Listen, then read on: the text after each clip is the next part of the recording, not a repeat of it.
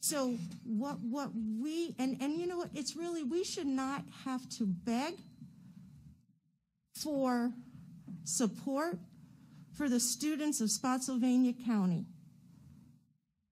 We should not have to come here and have all of this discussion right. So, Mr. for Chair, this. Wait, no, stop. Let her finish, please. I think she was done. That's why the only thing is that, so those are the questions. What's the urgency today for the $2.5 million? Because you've already purchased the books. Our urgency is we're requesting it now. Your urgency is whenever you make your decision. And if your urgency is later, then that's fine. Okay. For us, Exactly. knowing that it is already paid for, knowing that we don't have to continue to look at other areas of our budget, including $15 million that's been held back in appropriations. Mr. Baker, I think that, or sorry, Dr. Baker. Time out. But I want to clarify something. Hey, 1 second.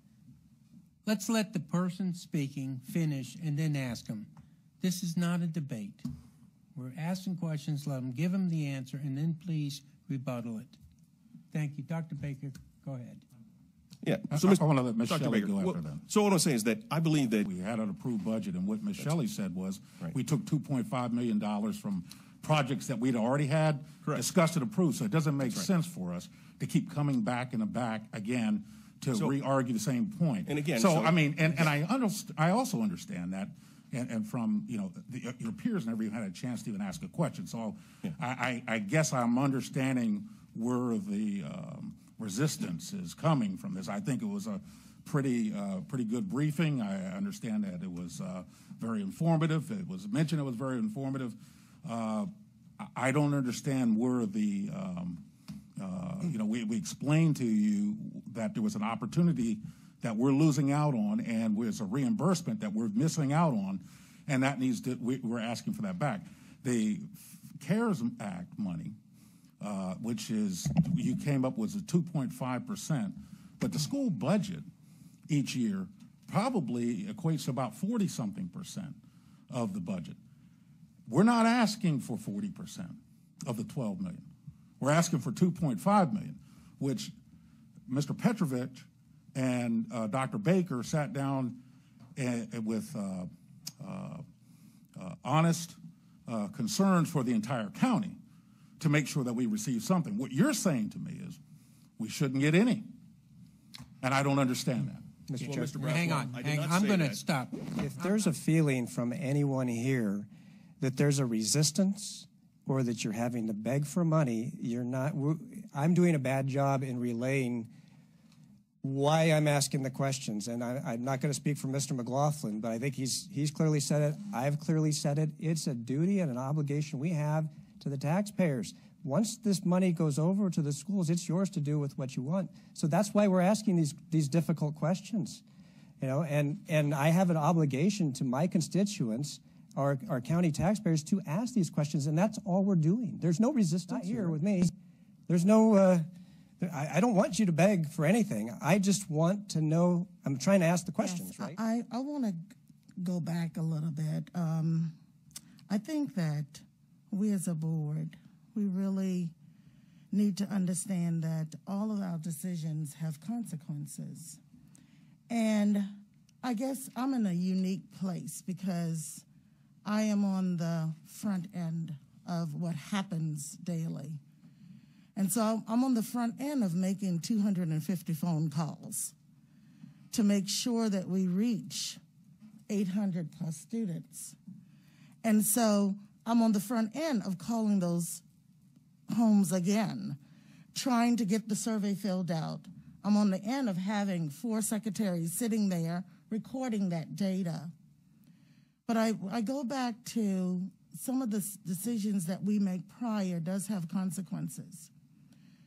So when we short a budget for a school division from the onset, it's going to have consequences. And I'm not being disrespectful to my peers, because I would say that whether I'm here or anywhere with you. When we look at what is needed for our schools, we need to stop shortchanging the schools. If we had really looked at a budget that was truly where it needed to be, then maybe there would be some areas that we could pull money from. But there are areas that I know the budget is tight. I know I sit with the budget in my school. But we always have to look at this as, what do we want our county to be like? Most people know that the first question that a resident has when they move into our county, what are your schools like? They want to know, are you providing a quality education for our students? There's a reason that I sit on this board, because I'm hoping that through my lens, I can help my colleagues to understand that there's no fluff. There's no asking for money. I sit there daily. I see the struggles I had last week with my roof leaking. I see the struggles that we did to protect everything, to make sure the man hours that these guys had to put in to make sure that these things are happening. I also sat in the gym today on a chair, and we rolled around to make sure that we had all of the things that our students needed to start on Monday. I will be at the school until 7 o'clock tomorrow night. I will be there until 7 o'clock on Thursday, Friday, and on Saturday from 9 to 12. We will send 100 emails to our families. We will get our students what they need. But when we do that, I think there needs to be, I'm not saying that this board is and we are anti-education. I wouldn't say that for any of us. But I would say that we need to look at this from the lens of what's best for children and realize that the children have parents who are working that pay taxes. I can go on and on, but we short the budget in the beginning. We're trying to make concessions for that, knowing that when students go back in the school, we're not going to take one computer. It's just like I'm using my computer, and I'm going to pass it down to all of you and tell you to use it. And then if I did that, then if a teacher didn't clean it properly, then the teacher is responsible, and the principal allowed that to happen because you had too many kids using that one device.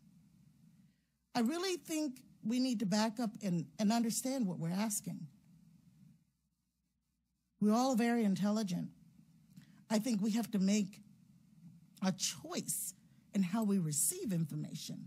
It's like being in the church on a Sunday morning, the pastor's preaching, giving you the scripture to read, and you don't take anything from it. It's because you didn't open your heart, your mind, you didn't want to receive. So I'm sorry if I'm offending anybody. That's not my intention. My intention is for us to work together, and I say our words have consequences as well. So making sure that we are respectful to one another, that we are practicing that in public, but it seems as though we can't ever get it together. When are we going to finally have that breakthrough? How do we have that breakthrough? I will say, I'll shut my computer down and I'll just ask Barry, let me use your computer for the rest of this meeting. You got some white down? Yeah, oh, that's what I'm saying. You can have mine. So we have to think about what we're asking. We're saying we don't need 5 more, we don't need 10 more, we don't need 100 more. But I expect when we come back in hybrid, for everybody in that classroom, class after class, student after student, then there's an outbreak. You see Mississippi, you see Texas, North Carolina, Georgia. Regardless if you don't believe in the science, there are people who have lost their lives. They're family members of mine who've lost their lives. That's not a joke. It's a serious thing. Protecting our kids in the schools is a serious matter. And you know what? The CARES Act money was given for a reason, right? It was given. I do believe that public safety do deserve some of the money. Our job is to make sure that our community is educated, safe, and that we provide jobs and economic development. I could say more, but I think when I say something, I want the community out there to hear, because I have a way, taught everything from second grade through college, so I can explain it to a second grader and I can explain it to a college graduate. We just need to open our minds and open our hearts and be receptive to what's being shared. That's it.